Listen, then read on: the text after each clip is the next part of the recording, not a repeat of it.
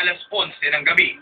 Tatama ng ilang bahagi ng Barangay San Juan, Barangay Dolores, Barangay Muson sa Taytay, Barangay Bilibiran, Barangay Pritil, Barangay San Jose at Barangay Tayuman sa Binangonan at Barangay San Isidro sa Angono.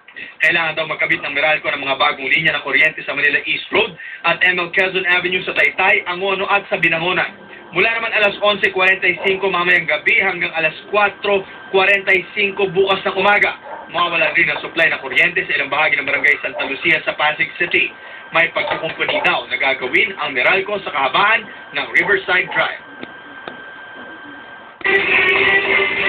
Mula ng kami sa mga kapawid, sunod-sunuran ang inyong pagbati at pagbigay ng magandang reaksyon. How their transportation system. Kailangan talaga ng featured persons.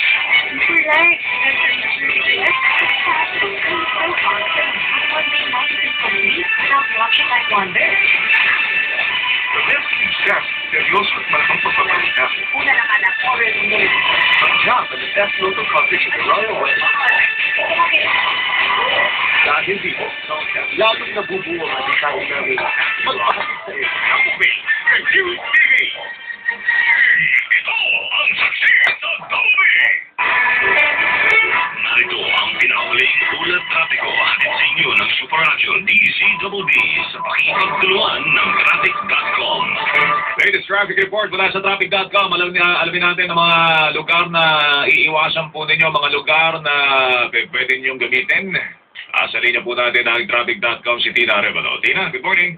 Ay, good morning, Joel. Ang area po ng Pasay, bandang EDSA sa Malibay, meron po kasing ginagawa ang mga taga-water company dyan. Halos 2 lanes din po ang okupado.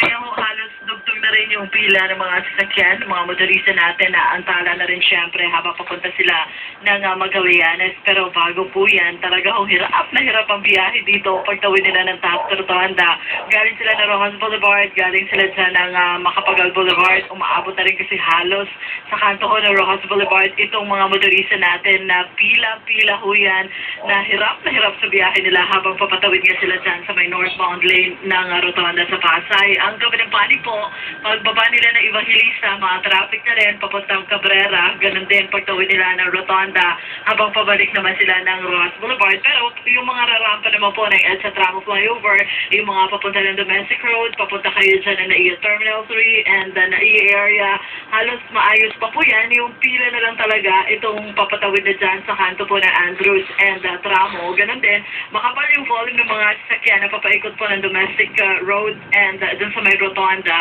Pero kahit pa paano po ay dire-diretso naman itong maayos na usad sa mga oras na ito. Now, dito kasi sa may bahagi po ng EDSA, yung southbound lane ng Quezon City, halos punuan pa ho yung taas ng Timog Kamuning flyover. Dire-diretso pa po yan, papunta kayo ng Santolan. At ang pila ho dito sa southbound lane ng EDSA, as usual, diretso na po yan habang papunta ko kayo ng Bonnie Avenue at pababa na kayo dyan bandang Makati area. Sa may Quezon Avenue po, sa mga oras na ito, ay halos magkabilang panig na habang papatawid kayo ng Araneta Avenue, itong pagsisikip sa daloy ng trapiko. Pero mas mahaba syempre yung pila, yung galing ho ng EDSA at papunta kayo sa direksyon ng Quiapo, kung saan umaabot na yan bandang Pantrangco nga, at yung kabilang panig naman, pabalik po ng EDSA. Bandang Santo Domingo din po mag-umpisa itong pila at siksika ng ating mga motorista habang papatawid sila ng Araneta Avenue. Now, yung mga motorista natin na papunta ho sa Hispania, pagdating nyo ng Maceda, may mga ongoing drainage rehabilitation din kasi dyan. Kaya ho, pagpasok nyo pala na Welcome Rotonda, ay dahan-dahan na rin po itong usad ng mga sasakyan at halos punong-puno na rin pagdating nila ng Vicente Cruz at Lacson, Pinoval, and Picampa. Sa may Quezon Boulevard pala, yung mga papunta ho ng Quiapo area, Andalusia ho, punuan na yan at siksika na rin. Pero makalagpas naman yan, pababa kayo ng Lotan area, wala na po problema. Mula pa rin sa Traffic.com, ako po si Tina Arevalo, proud to be Kapuso. Yan ang lagay ng trapiko sa ngayon. Abangan ang susunod na report hatid sa inyo ng Super Radio DZBB sa pakikipagtulungan ng Traffic.com. Meron na pong pautusan ng Office of the Ombudsman na si Paking sa pwesto, si Lua Chairman Prospero Pijay dahil po doon sa anomalya sa manay pagbili ho ng sapi ng luwa dito po sa Express Savings Bank, mga kapuso. Kabilang po sa mga pinapatanggal po sa pwesto maliban kay Pichay ay ang dalawa po nitong mga opisyal ng luwa rin mga kapuso. Baka makuha natin si Chairman Pichay maya-maya konti at ating mga kapanayam. Ang isa rin sa mga nakalinyang mga kapanayam po sa palatuntunan mga kapuso ay si Senate Blue Ribbon Committee Chairman T.G. Ginggona. Kauday pa rin po pagsilip po ng Senado. Investigasyon ng Senado dito po sa paglustay ng pondo daw po ng PCSO. Meron din po tayo pipiliting makuha ngayong umagang ito. Yung pong balak po ng PISAM na magdagdag po ng singil. Dahil lang dinadahilan po ng PISAM mga kapuso, pambayad daw po ng utang na iniwan po ng Napocor. Pero sinasabi ko na isang kongresista, kaya daw nagpapataas na singil o humihiling ng taas singil sa kuryente ang PISAM dahil gusto nilang madagdagan ang tinatanggap ng empleyado at mga opisyal nito ng benepisyo mga kapuso. Baka makuha rin po natin si Congressman Benny Bardoni. Ang oras po natin 8:34. News TV.